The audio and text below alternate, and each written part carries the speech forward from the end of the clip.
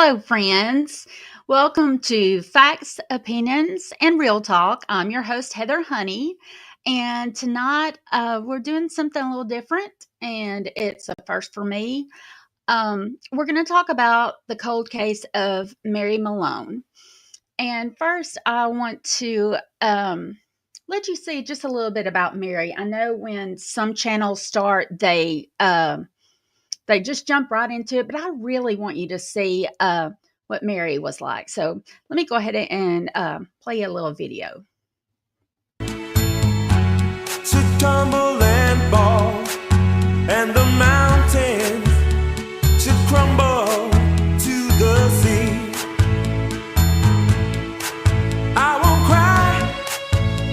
cry, no, I won't shed a tear, just as long as you stand by me. And darling, stand by me. Whoa. Okay. So you got to see a little bit of Mary, and I'll be sharing that on my Facebook and Twitter as well. But Mary Malone was an 82-year-old from Tuscumbia, Alabama, who was found beaten to death at home on February the 7th, 2020. Her case to this day remains unsolved, and no suspects have been caught. So, first off, before I introduce my guest, I do want to say if you know anything or any it doesn't matter how much information, please, if you will, call the Tuscumbia Police Department. I will be putting that phone number up and let them know, or you can always call your local Crime Stoppers. They are anonymous and they really do not have a way of not tracking you back. But anyway, so but yeah, keep that in mind too. So I would like to bring on I call her Miss Mary. Miss Mary's granddaughter. Her name is Takara Wilson. So let's bring her. Hey, Takara. Hey, how you doing? Good. Can you hear me okay? Yes, ma'am. Can you hear me good? Yeah, it's a little it's crackly.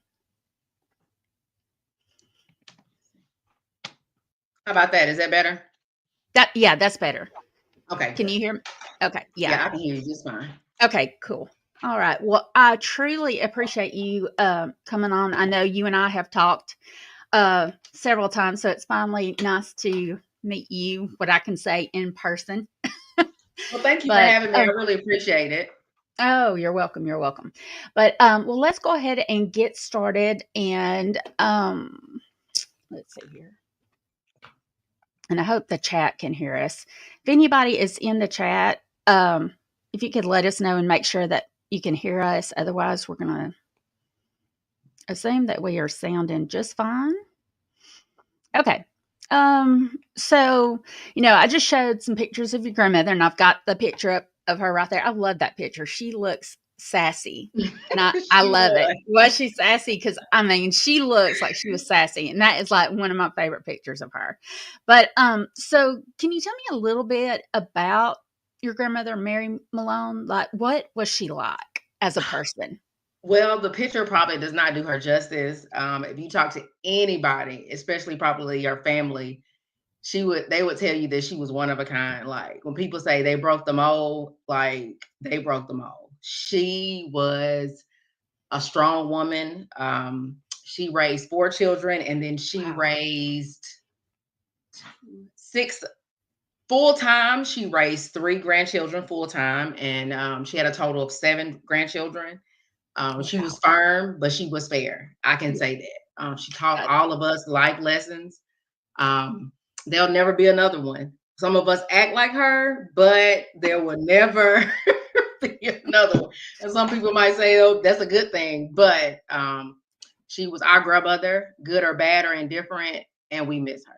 Oh, I understand that. So you were talking about life lesson. What is something that that comes to mind that you're like, oh, grandmama would say that, or, that's something that makes me think of grandmama.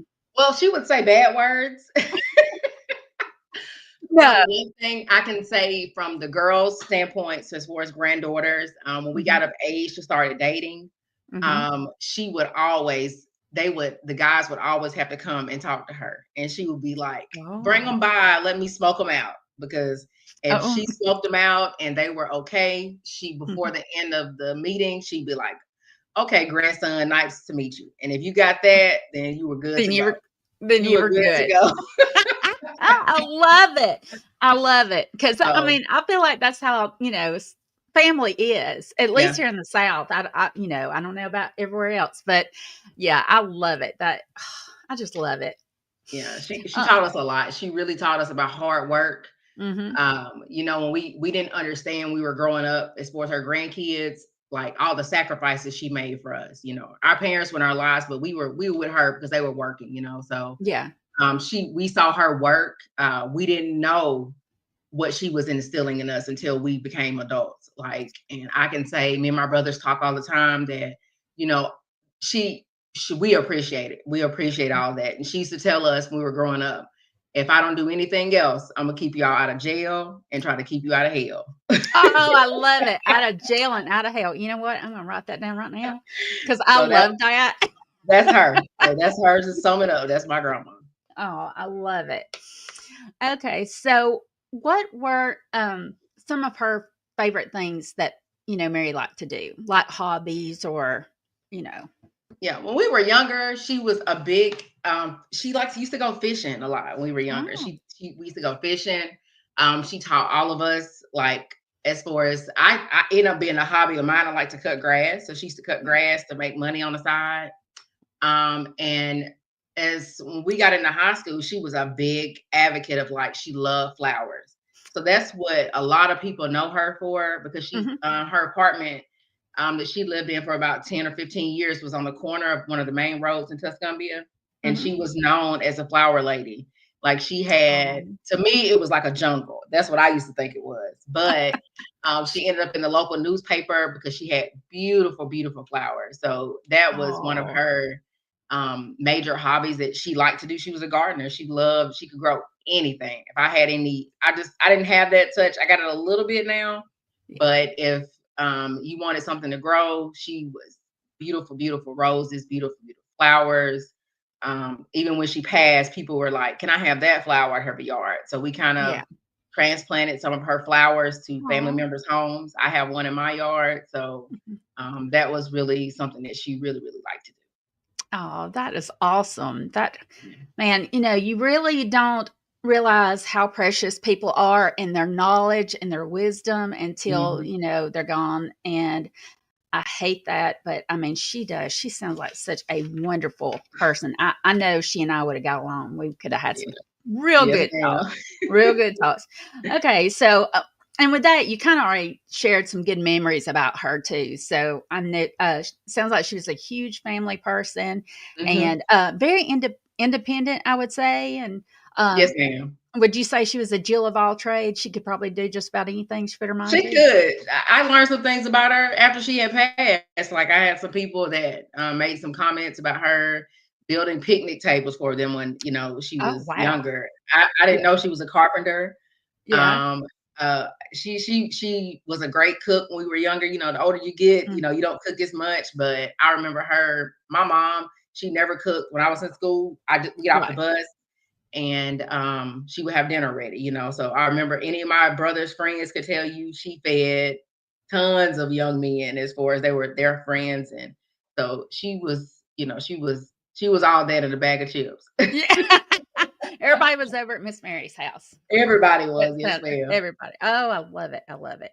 Um, okay, so let's and I hate to even kind of change our tone because I'm having such a fun time with this, but so let's kind of pivot to back to that day Hmm. and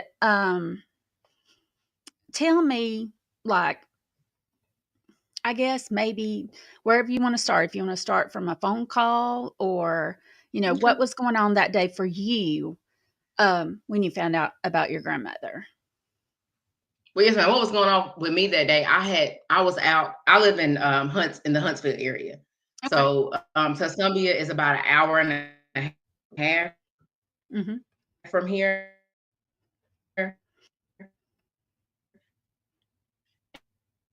And so I had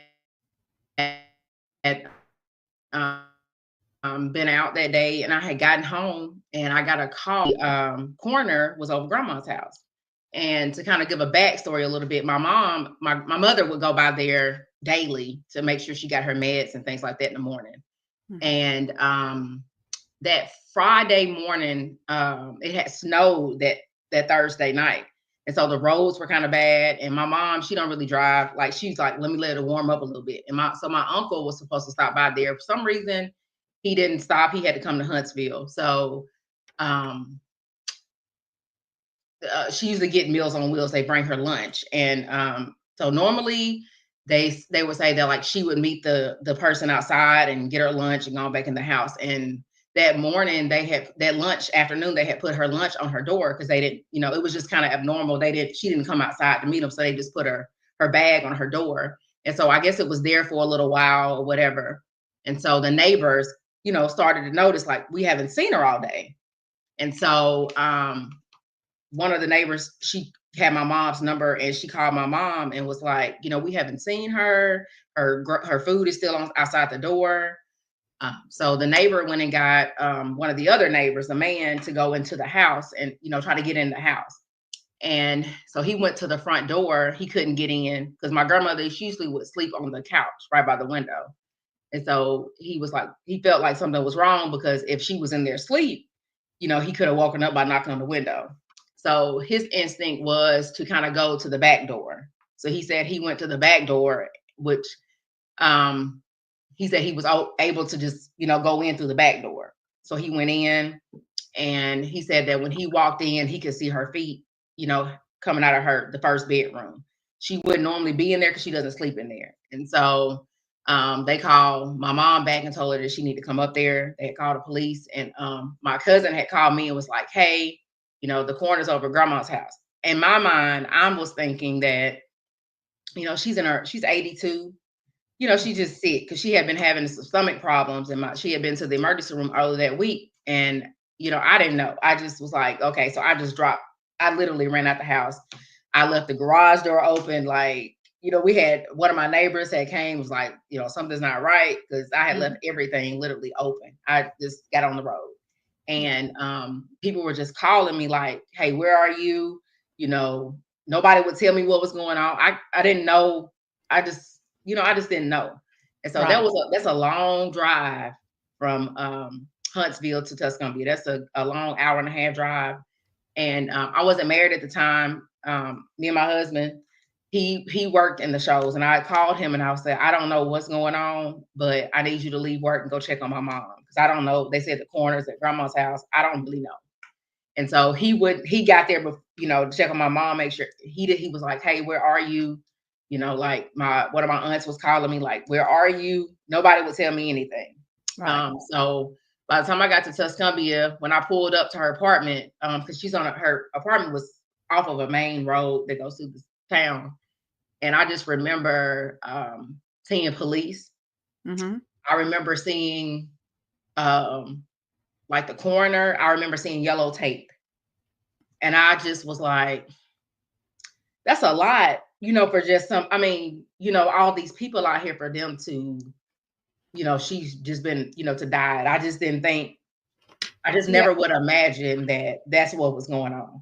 Right. So, It's- did your instinct so I know that was a torturous drive of not knowing what was going Mhm. on, but did you have any instinct, like maybe she had passed, but Yeah, naturally? yeah. I mean, she had been, having stomach problems, and Right. she's, in her 80s, Right, right. and I would have been hurt, but I Mhm. wouldn't have been as traumatized, I guess you want to Right, say, right, to right. walk into something like that. And I just remember um, one of my cousins. I remember her coming across the road to grab me. Mhm. I literally parked my car in the middle of the road because I saw people looking at me because they knew because me and my grandmother, we were really, really, really close. She was more like my mom than anything, and they knew when I got there, Right. it was it was going to be a problem. Right. But I did not expect that. I didn't expect that at all. I bet. And I don't know about you, but some things that and things that I've heard, but things that have happened to me that of course not that traumatizing, but your brain is sitting there trying to figure out like Mm-hmm. what is it that what like you're saying the yellow tape, there was a lot of police there. It wasn't just a coroner that was Mm-hmm. there. So I'm sure that was your brain was just sitting there trying to figure out like what is going on. Yeah. Um, so after you got there and you saw the tape and everything, so what did you do next, or who did you talk to next? Well, Or well, I mean, it's a guy in the area. He does like kind of like on the spot news. His name okay, is okay, Jeff Rowland, and he okay, had a phone out. I hadn't hmm been on social media or anything like that for a while. I had kind of like deactivated Facebook, so I didn't know. And he was kind of recording, and I was kind of like, after I found out what had happened, I was kind hmm of swatting his hand, trying to take the phone down. Like, I was like, oh my God, because they were, people were like, they were the coroner did let us know that, hey, we're about to bring her outside. So somebody hmm did let me know, hey, they're about to bring her outside. And I okay, just did not want the public to be able to see that. sure, I didn't really want a record of that. I don't even really remember them bringing her outside. I right, remember somebody saying, pulling me to the side like they're about to bring her out, and I didn't want yeah. that, put for public. I Right, didn't. memorialized on yeah. No, I completely understand. So, when the coroner told you, we're gonna bring her out, did you still think it was a natural Mm, occurrence? Okay, so you still had not known anything else at that mm-mm. time. Okay. We didn't really know. I didn't really know until we saw, I guess, Tuscany Police Department, in the house. And at Okay. that time, I just was like, what happened? And then they had my uncle. I can't remember if he went in the house or not. I don't think he went in the house, but I remember them saying that somebody killed her. Somebody told Mhm. me that she had been killed. Okay. It was And somebody but not the police, like, just mm-mm. somebody standing around?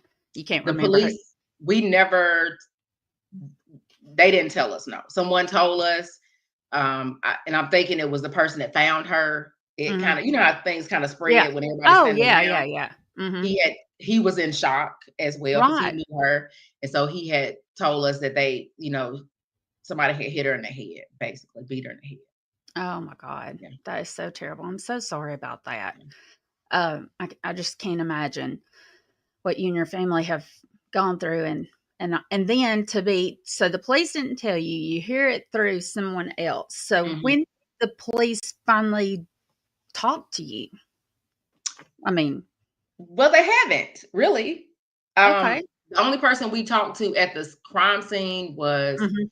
we did talk to Chief Logan. Well, Okay. me and my two brothers talked to him, and Mhm. he was just like, I'm going to do everything I can do to help find out what happened, and that was really it. I remember one of the detectives or the officers asking my mother, "Did anybody have a key to the Mhm. apartment?" Because she wanted to Mhm. lock the apartment up, and my mom gave her the key that she had for them to lock the apartment up, and that was really the only conversation we had. Okay, so there was no one like I mean, of course, I'm not seeing real, but like on TV. But so there was no like crime scene folks coming to dust for prints or Not at that anything like. time. I'm gonna be honest with you. Like, Mhm. in the moment, you're not thinking about what's going on. Oh yeah, But right. later, we were like,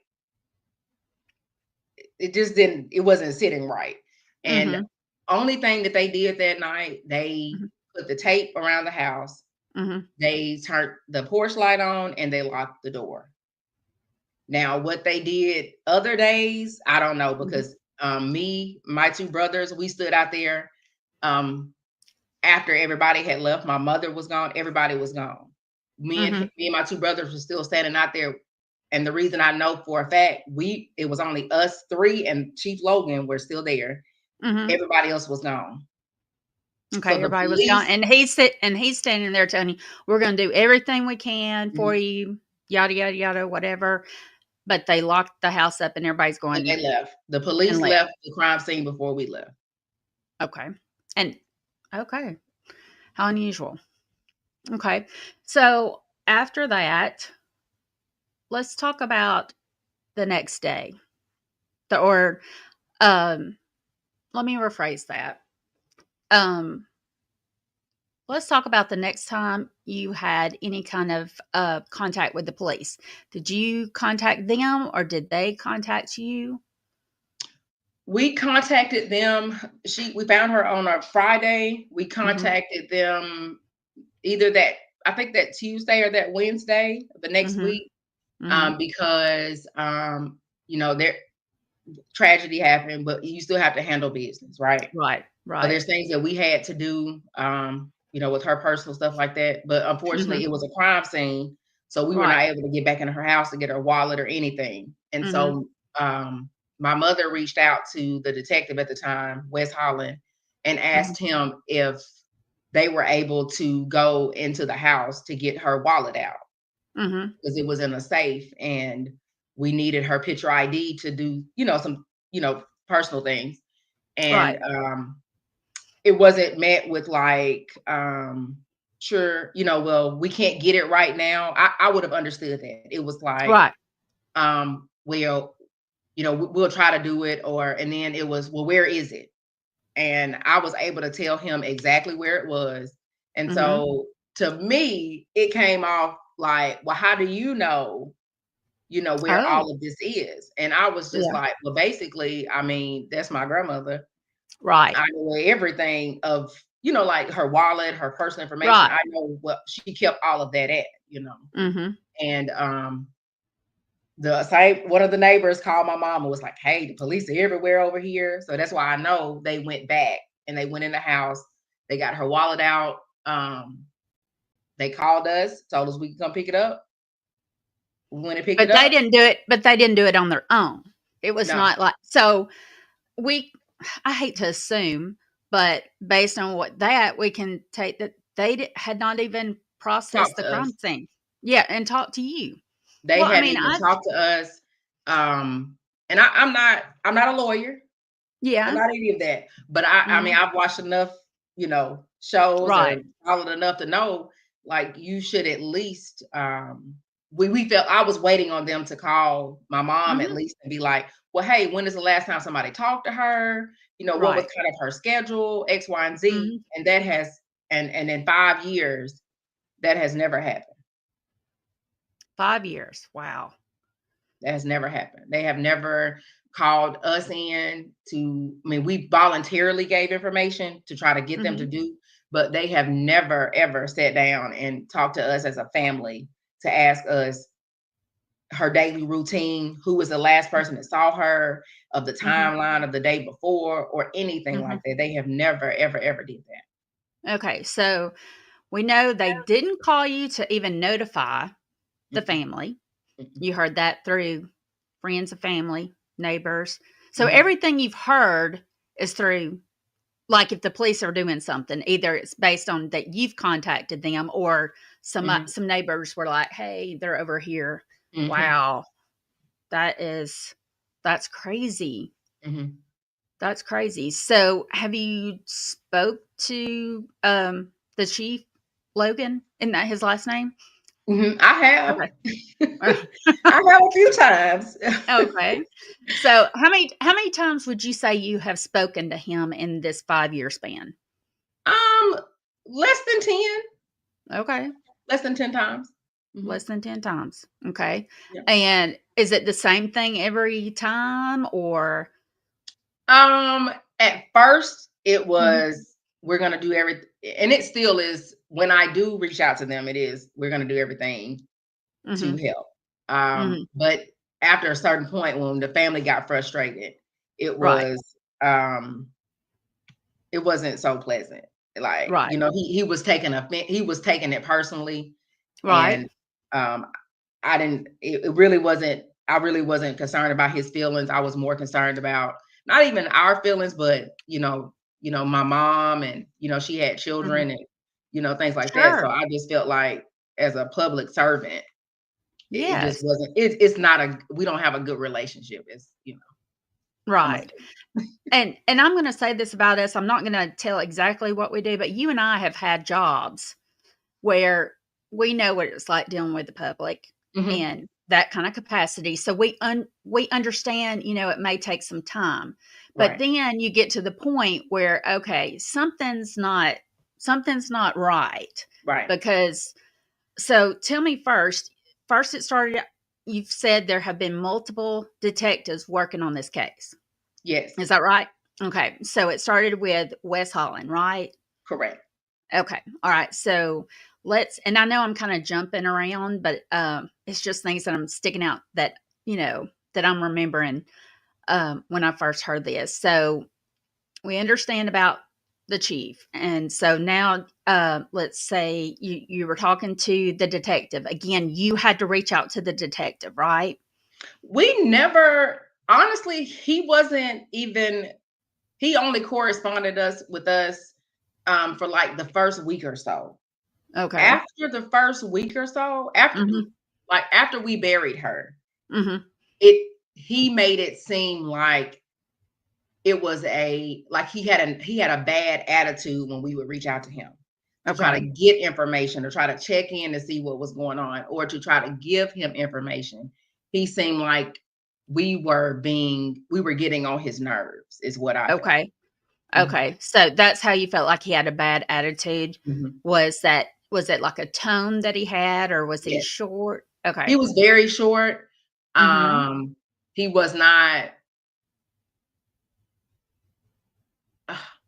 he wasn't personable at all in that type of field. You're dealing with Yes. people's loved ones, you dealing with Mhm. murder and things like that. You have to have as what doctors have to have bedside manners. You have to Yes. have some type of empathy and things like that. And I Mhm. just felt like he did not have that with us. Right. He didn't treat us like that. Okay, so how did he correspond with you? Was it, like, by phone? Was it, email? Well, Did we, he we stop? always would have to call them. Mhm. And then in the midst of this, COVID was going on. Oh, yeah, So that's right. That's right. COVID, she died in February. Mhm. Everything kind of shut down March, April-ish. That's right. So we would go by the police department because every time we would call, he was never available. So we Mhm. would go by there and he Mhm. was never available. He would Never never okay. return. We didn't get calls back. So my brother, I don't live there, but my brother was living there. He lives there. Mhm. He would Mhm. go by there and try to talk to them. He's Yeah. never available. So, to their defense, they could be like, well, we were not even open to the public, but we Right. still would be calling, so Right. that's, yeah, And, I mean, as part of, that time of work, they're supposed to be open, At that yeah, time at a job I had to be open. Yeah, we right, were limited to access to the public, but still we had as a state, absolutely, job, we had to be open, right. to service the people, so, I hate that. Okay, so how did you learn that, uh, Detective Holland was no longer on your grandmother's case, and about when? We were calling frequently to kind of Mhm, get updates and give information, and when I called one day, and it was like, oh, well, he's no longer employed here. oh, A new detective has the case. Okay. So, we're back. I feel like we're back at square one. So we reach out to them. They're not available when I call. So I mhm, leave a voicemail. So I get a call back, and then we're giving the same information as far as what we've given them before and try to catch them up on what's going on because they're looking at us and talking to us like they don't know what or who we're talking about. So we're catching them back up again. We're bringing the new detective in on what's going on. mhm, So we were not notified that he had left the department. The only reason we knew he was gone was because we called and they told me that he was no longer employed there. That's how we found out. Okay. And so what was like the time frame between the last communication with Holland and this detective? I would say 6 months or less. Okay, 6 months or less. Mhm. And then all this time, you're not getting any information, Mhm. but there's COVID going, so we'll kind of let that not slide, but No, we gave him keep a that in grace mind. period Well, yeah, because of yeah, COVID. you're right, Yeah. right. And then this new detective, and then he didn't know anything, Mm-mm. and you basically had to, you and your family had to get him up to date. We had to bring him up to speed. Right. Once, again, so that was the first time that we had to bring them up to speed. The Mm-hmm. first time. So it's Yeah. like they left, they didn't know it was like we were speaking another language. They didn't know who we were talking They about. had no idea. Mm-mm. And do you know if they have a cold case unit there, Mm-mm. or just the detective or you don't know, or no, they don't? Well, they only have two detectives. At the last time I spoke Wow. to the detective that's on her case, they only have Mhm. two. Wow. Yeah. Wow. At a good time. They usually keep about two detectives at a time. How Oh my gosh. I mean, not making excuses, but I back the police too, but that's not enough. That's not enough. Mm-mm. That's not They don't enough. even have a crime scene unit to come out. I did not even see the day of. They did not have a crime scene unit. I mean, I've looked at the report because I Mhm. asked for one and I couldn't get one, but one of the detectives finally did give me one, and I've had a accident report that was longer than the report of her murder. Wow. Mhm. And you had to get it from somebody else? What the one of the, some a detective gave it to me, but it Okay. wasn't it wasn't when I asked. It was a couple years later. Wow. Which I don't know how that works as far as FOIA and an open case, Yeah, if you can get that report or not. But I'm glad you have it because I feel like you need it since there's only 2 of them at a yeah. time. I feel like he probably wasn't supposed to, Oh, but yeah. And because we're not gonna get him in trouble either. No. we're not. Yeah. That was a good thing. So, um, all right. So all these detectives, they have they don't have enough people working there. Mhm, Police chief keeps, "Oh, we're doing all we can." mhm. Part of that may be true because if they only got 2 detectives. Um, let's see here. What, what I'm telling you, what has kept well, I'm serious, like, hearing that right there, I just feel, like, defeated. Like, what do you It's do? What has kept you and your family, like, pushing and, I don't know, I would feel defeated. So, how how are you well, getting through this? Or the only thing that keeps us going is, like I feel like if something had to happen to me, I feel Mhm. like my grandmother would have did the same thing. Oh, It yeah. would have been, she would have been, everybody's head would have rolled if something had to happen to me, and so Mhm. that keeps me going. And I feel like, even if she was not my grandmother, an elderly person, Right. 82 years old, that did not even weigh 150 pounds soaking wet, Wow. did not deserve that. No. And so the bottom line is, I just feel like elderly people and children are off limits. So Right. that's another thing because I just feel like whoever did that, they're still walking out here with us. And I just feel Mhm. like, and time goes on, it doesn't, the pain is still there. But I just feel like even if we never get justice, just another family not having to go through what we went through is Right. what keeps us going. Like, I think we've came to the realization that, hey, if even if we don't find out what happened, just to prevent this from happening again to another Right. family. That's kind of what keeps us going. Good for you. Good for you. Um, so let's see. Trying to okay, so we've talked about the chief, we talked about the detectives. Who else have you spoken to try to get some kind of help, like any local government or? Well, I've had a conversation with one of the previous mayor of Tuscumbia Police Department. Mhm, Um, and it was me, it was the previous mayor and someone else that worked at the police department. I can't remember his position. But even the mayor, he was kind of taken aback. Like, I didn't know all this was going on. mhm, Um, I was telling them information that they were like, wow, I've had a conversation with the district attorney. mhm. I've reached out to them and this is the thing, when I reach out to them, they reach back out to us. But if we don't say anything, they don't say anything. Right. So I've talked to all the people. We've written a letter to the Attorney General's office. So Mhm. I feel like we're doing our due diligence. Um, we don't really know what else to do, but and at this point, we feel like we're gonna need the public's help at this Right. point.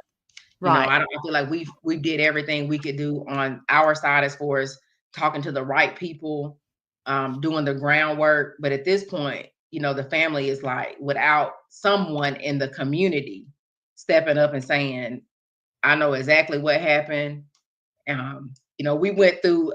I mean, we could the last 5 years we went through a lot as far as like, I mean, blackmail, all this kind of stuff. We went through a Oh, ton of wow. things. Wow. And maybe we'll get to that, but um, we need the public's help at this point. Yeah, I Right. don't think it'll be solved until someone can, you know, say, "Hey, I know what happened. I'll testify to what happened." Mhm. That's going to be the only way that we can move forward. Mhm. Right. So, why do you think nobody has said anything? Because let's talk about where your grandmother lived. She lived wasn't it apartments? Like, Yeah, uh, she lived in what was called Davis Court. It is okay. a public housing um, Mhm. apartments. Mhm. So we don't understand why people won't say anything, because Mhm. they will talk to us and say, I'm so sorry that happened, Mhm. but they just will not, Do you, I mean, we had one person, the only person really that kind of said anything to help us that we have like physical evidence on, he turned over a video. mhm. He had turned it over, and this is something I can talk about because it's public. We posted it on social media, so we could talk about it. Right. He had turned it over to the police. When he said they were not doing anything, so Mhm. he reached out to me. And so when I went to talk to them, they were like they had never heard of it. They couldn't. He had talked to them, but they couldn't download it. I was like, well, I have it on right here. So he gave us some evidence, and they were not doing anything with it. So the family, I talked to everybody and we decided to post it on Facebook. So when we posted it, everybody knew and could see clearly, what was going on, but nobody still will come forward and say, I know, or but they Yeah, just right. they refuse, they refuse to help us. Do you think people are scared, or do you think people are, I don't want to get in that, I'm not going to say, I'm saying mess because of how we Hmm. talk, or how we talk around here. We don't want to get in that mess, or that they'll call it drama, but they don't want to get involved in what happened to your grandmother, or I think it's the latter. I think they don't want to get in it. And mhm. people have a complex with the police, Yes. but I do now. Yeah, and Yeah. not with all police, just them, not, No. Yeah, no, but let I and feel like they lived around her for years. right. She was an Yeah. elderly lady. Mhm. And I feel like I just knew like they would step up and say something. Right. Or they'll tell us and we'll try to go tell them, and then the police will come talk to them, and then they just like, well, I don't want to be in it. So. Mm. So here we've got the flower lady Hmm. who did so much for everybody, fed people, built picnic tables all her life. And then when she needs, nobody's there for her. Hmm. And that's a shame, people. It's a shame. That's a shame. Um, what else was I going to? Okay. So let's talk about the police, because part of my platform, which, is closing that gap Mm-hmm. between communities and police. And, and, and I see where some police are trying. Mm-hmm. I love it. I saw where, I think it was Hanceville Police Department also got rid of a bunch of their police officers, They corrupt cleaned police officers. house. Yeah, they did. And that was fantastic. I was so proud. Absolutely. Fantastic. So, and we need more of that going on. But so what can, like, if there were police officers watching to learn to how they could be better, what is some kind of advice that you would give them so that they not just like doing your job, but I don't know, maybe it's the empathy like you talked about, or what is something that, like I said, if they were watching and there was a few things you could tell them to do better, what would you, is there anything that comes to mind? I would say listen to the family. Mhm. I know emotions do run high, Right. but a lot of times the community will reach out to people in the family because to tell them, hey, this is what I heard, this is what I know. And when the families come to the police, follow up on it, follow through with it. That's been Mhm. our biggest issue when we will go tell them information. They just Mhm. do not follow up through with it. They just don't. They just do not. And I think that's the biggest. And I don't know if it's because they're short staffed. I don't, Mhm. I don't really know, but you can't put families and the community in that situation because of your staff. I mean, we're not allowed to do it in our workplace. So I don't, especially in the workplace that they are in, I don't feel Mhm. like it's fair. It's not fair to the community. Right, right. Yeah, because that is, I mean, they're public servants, and if they don't have Absolutely. enough servants to serve and, well, protect and serve their community, that is a disservice. So I just wonder how they can go about getting, maybe it's a money thing. Maybe the town needs to somehow work their funds to get, some salaries.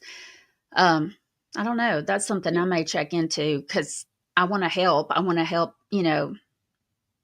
police that need the help on, what can we do?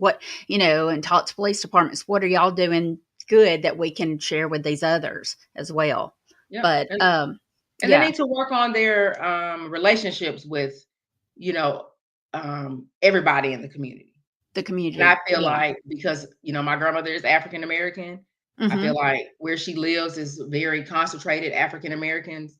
I feel Mhm. like they don't have the best, and that's in a lot of places. Mhm. But I feel like they're the relation build that try to build that relationship with them. I feel like Right. that's a a, a big thing, like just across all the boards, not just in Mhm. Tuscumbia, but like everywhere. So I think Right. that was a big um thing with us. I really Right. do. Right. Because, and let's just be honest, were those detectives white? They Were were. all the He was. they were all He was white? just one. He was, yes. Okay. Oh yeah, my bad. One. But no, and I'm not trying to say they were being racist. These are just curious because you are right. There is that dynamic between police and African American neighborhoods, It and is. it is. It's like, here comes the police, and everybody kind of, you know, ditch or do whatever, because you Yeah. don't.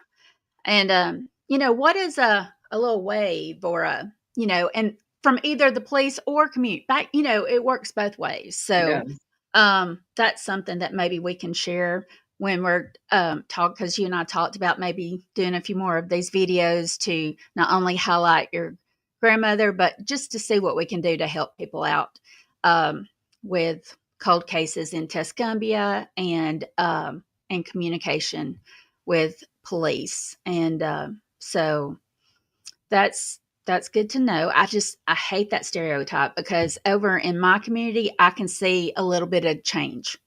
They're posting it on Facebook, social media, because that's what everybody's watching. And I meant to look beforehand if Tuscumbia even had. I know they have a Facebook, but for a while they wouldn't let people tag them Mhm. in it. It's And probably my fault that they won't. Well, you gotta take up for your I used family. to tag them. I was pretty notorious. They were Yeah. because they were like, even one of the detectives at the time, he told me he was running the Facebook page, and he Mhm. said somebody asked him, "And who is this lady? She is wearing us out." And so then when I talked to him, he was like, "Oh, it's you," and I'm like, "Yeah, yeah, it's me." Yeah, so it's probably because of me. I was wearing them. But here's the thing. Good for you because so many people, and I hate to even generalize, but some people, they just sit back and they do think it's the police, it's just their job and they just sit back and don't do anything. And sometimes that's just not how it works. I mean, you got Absolutely. to work together. The That's right. families and the police have to work together, and not just let somebody, one side do all the work and let the other, or vice versa. And the police need to be transparent. You know, uh, just I don't know about you, but I would rather somebody tell me, "Hey, we got one or two detectives, and it's difficult to get through all these cases," as opposed to, "Oh, we're doing the best we can." Yeah. And it's just like a pacifier. It's like a band-aid. Right. And and it's just like we don't know any, like just a notification. I would Mhm. feel better. I think our relationship will be better with the police department if we would Mhm. just get a notification, like even if every 6 months or something. Like Right. if they would change detectives, if they would just reach out to us and let us know, Mhm. hey, such and such is no longer on your case. This is Mhm. who is here now, Mhm. but it's nothing. I mean, we like at this point, I don't even know. I haven't the last time I talked to the current detective that's on her case, and he's been great. The Right. last two, they've helped as much as they can. I will say that. Right. But if we don't call them, they don't call us. But Mhm. I could probably call now, and if the last detective is gone, it'll be a shocker to me. And I'm gonna have to go down there. I'm gonna have to Mhm. talk to them and tell them X, Y, and Z, everything that has happened so far. And Mhm. it's like a wound. You're steadily pulling the band-aid off every time. Right. And Right. nobody wants to go through that, having to go through from A to Z all over again every single time somebody new comes on the case. It's just Right. it's very hard on the family. It's very hard on us. And then I also wonder about documentation too in these case files because, I was following Karen retrial. A lot of corruption going on there. Not saying that's exactly what's going on in Mhm, Tuscumbia, but my point is documentation is so important. mhm, First of all, it's to cover your ass. mhm, Second is so that if you are, say, you are promoted or you go to another department, that case file should be where the next detective picks it up and should be able to know exactly by what has reading happened? reports, exactly, looking at the reports, looking at photos, whatever is in there should be the whole case so that they can be at least glance and be able to have a communication with the family instead of the family having to come in ever so often and update the newest detective. So, We did the update. I did the update 3 times right. to 3 See, different detectives. 3, like, everything from A to Z 3 times. that 3 is times. 30 times. That that's a shame. That is Yep. a shame. Um, yeah, there's got to be some changes going on over Mhm, there for sure. Um, so let's go ahead and let's get back to okay. So I know you've had it rough going, trying to get help. Have you had any kind of support, any kind of um that you have found helpful throughout this? Like, just with my are, family, mm-hmm, my family, me and my brothers are extremely close. mm-hmm, So, before I do anything, I always, make sure that they're in agreement. My mom, and her siblings, we try to keep everybody abreast and make sure that, we're moving accordingly, that we're one band, one sound, so really, yeah, honestly, my family, I have cousins and things like that. mm-hmm, She had nieces and nephews. So our mm-hmm, family has been a great support. I'm going to say, I'm gonna say the community, but I'm not gonna say the community where she lived. Got you. It is a difference. Like, Yes. I'm gonna say the Shoals area has Mhm. been a big support in sharing Right. things and things like that, or like Mhm. they were very there. But her her where she lived in her apartment complex, the people that could have really, really helped us, they Mhm. have not helped us. I'm just Okay. gonna say it. They have not No, helped us. go ahead. They have Because, not. girl, this is real talk, They That's have what not part of helped this us. channel is. And I hate to say it. Other things have happened there and people would tag me and stuff. And, Mhm. I got to the point where, like, I don't want to say I didn't care, but I felt like, well, when it was happening to us, no one cared. Y'all Mhm. did not care when we were going through it. So what do Mhm. you think I can do? Or, that's just how I felt. No, and you're I mean, that's validated for you to have that feeling. Um, y I totally get that. Um, so what you and I talked about that I thought would be helpful, and you went ahead and did that, and I will put a link to that in the show notes when we're finished, is you created a, private group on Facebook, Mhm. Justice for Mary is it M. Malone or just Mary Malone? I said justice for Mary Malone. Okay. All right.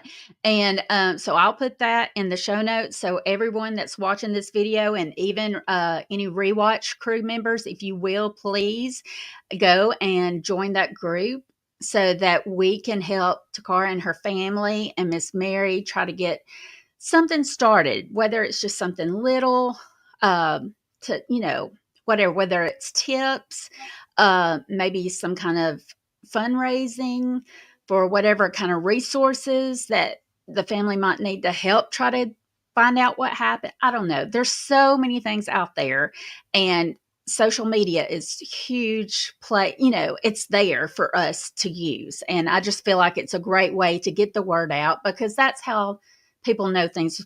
It's word of mouth. And now, that we have social media, we can do that. But definitely join that group, and let's try to help, Miss Mary's family get some answers, because it sounds like Tuscumbia needs some help too, the police department, and with two detectives.